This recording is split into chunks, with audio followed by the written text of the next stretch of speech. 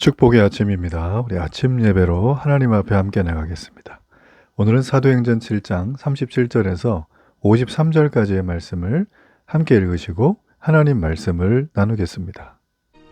이스라엘 자손에 대하여 하나님이 너희 형제 가운데서 나와 같은 선지자를 세우리라 하던 자가 곧 이 모세라. 시내 산에서 말하던 그 천사와 우리 조상들과 함께 광야 교회에 있었고 또 살아있는 말씀을 받아 우리에게 주던 자가 이 사람이라. 우리 조상들이 모세에게 복종하지 아니하고자 하여 거절하며 그 마음이 도리어 애굽으로 향하여 아론더러 이르되 우리를 인도할 신들을 우리를 위하여 만들라. 애굽 땅에서 우리를 인도하던 이 모세는 어떻게 되었는지 알지 못하노라 하고, 그때 그들이 송아지를 만들어 그 우상 앞에 제사하며 자기 손으로 만든 것을 기뻐하더니 하나님이 외면하사 그들을 그 하늘의 군대 섬기는 일에 버려두셨으니 이는 선지자의 책에 기록된 바 이스라엘의 집이여 너희가 광야에서 40년간 희생과 제물을 내게 드린 일이 있었느냐. 몰록의 장막과 신 레판의 별을 받들었으며 이것은 너희가 절하고자 하여 만든 형상이로다. 내가 너희를 바벨론 밖으로 옮기리라 함과 같으니라. 광야에서 우리 조상들에게 증거의 장막이 있었으니 이것은 모세에게 말씀하신 이가 명하사 그가 본 그 양식대로 만들게 하신 것이라. 우리 조상들이 그것을 받아 하나님이 그들 앞에서 쫓아내신 이방인의 땅을 점령할 때 여호수아와 함께 가지고 들어가서 다윗 때까지 이르니라.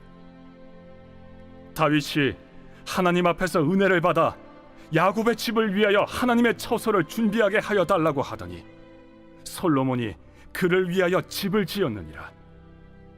그러나 지극히 높으신 이는 손으로 지은 곳에 계시지 아니하시나니 선지자가 말한 바 주께서 이르시되 하늘은 나의 보좌요 땅은 나의 발등상이니 너희가 나를 위하여 무슨 집을 짓겠으며 나의 안식할 처소가 어디냐.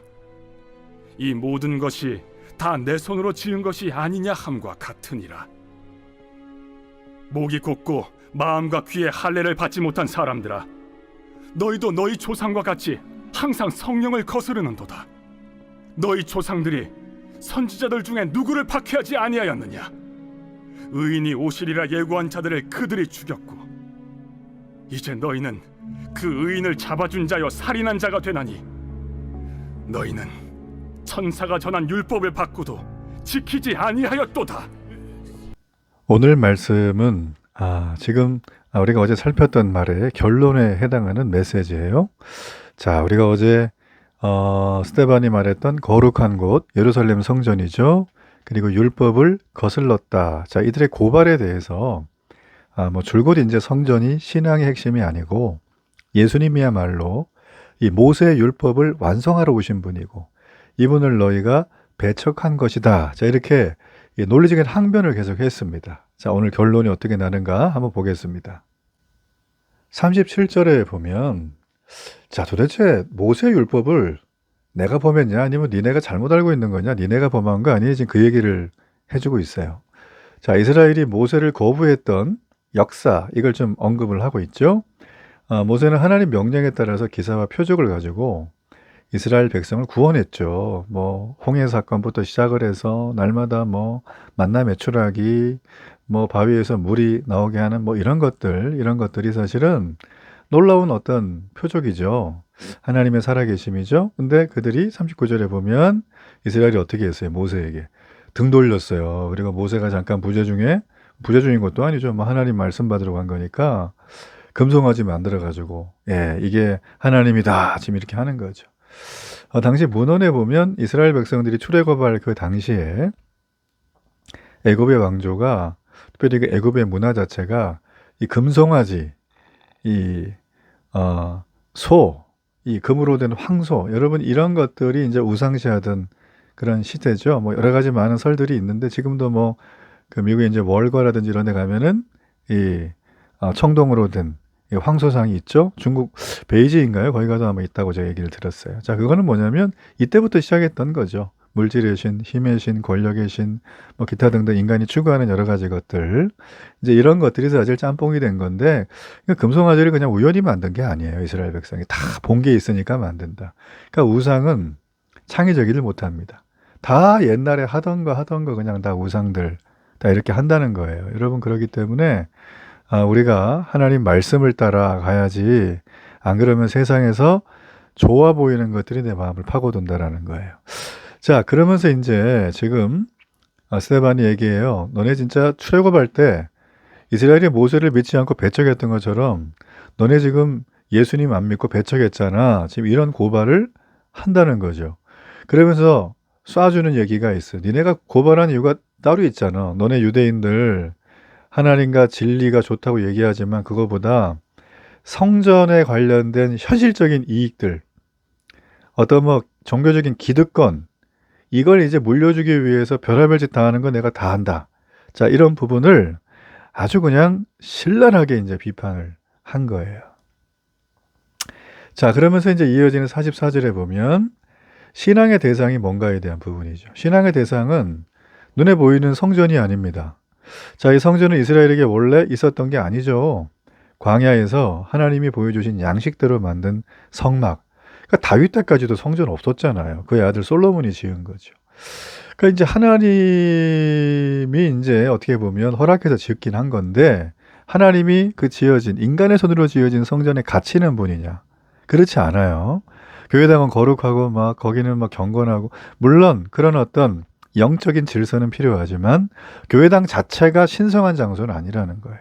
근데 일반 종교들은 보면 막 모스크라든지 뭐 그 성당 이런 데 가보면 그 자체가 막 신성하잖아요. 그래가지고 막 여기다가 별의별 거 다 막 이렇게 모자이크 해놓고 성화 걸어놓고 성물 갖다 놓고 막 이렇게 숭배를 하지 않습니까?